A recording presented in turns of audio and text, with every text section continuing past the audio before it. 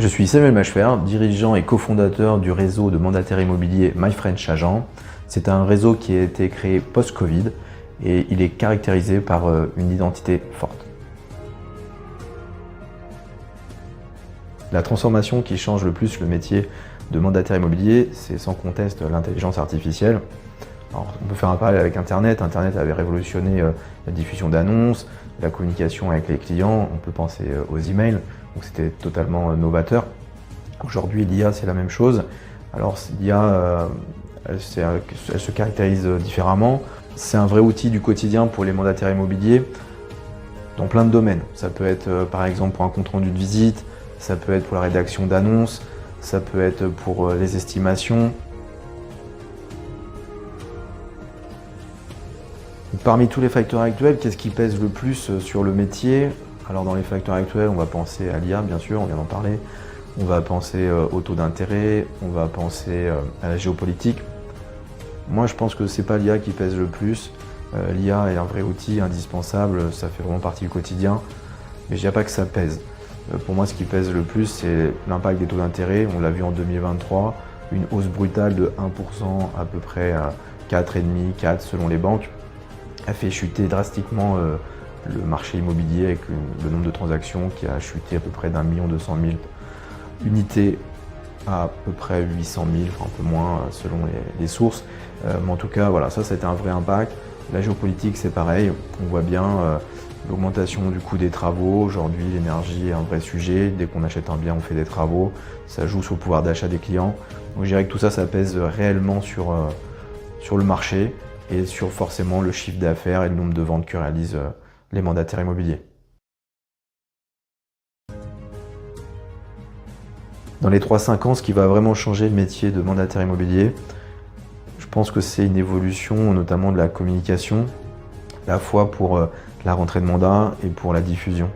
On le voit aujourd'hui, il y a certains négociateurs qui sont capables de rentrer des mandats par leurs vidéos sur les réseaux sociaux, mais aussi de les vendre. Et arrivent parfois à s'exonérer des supports de communication traditionnels.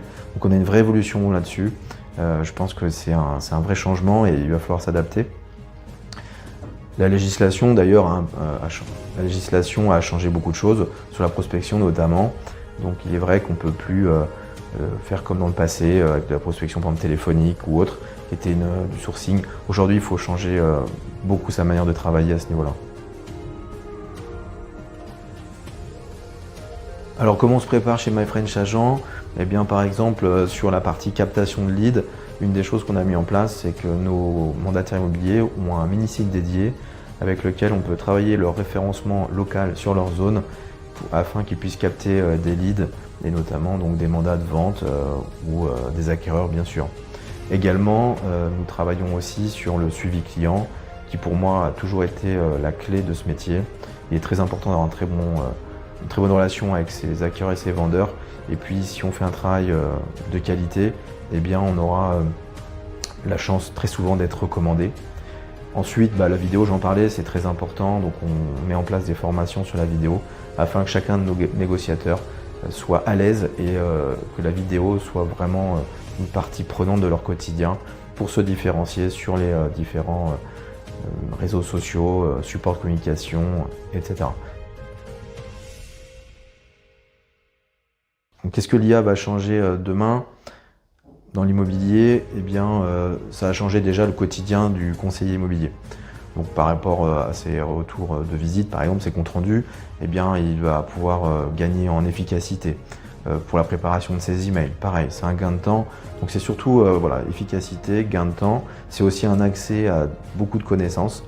Ça permet d'avoir, par exemple, des rapports d'estimation souvent plus détaillés, plus enrichis.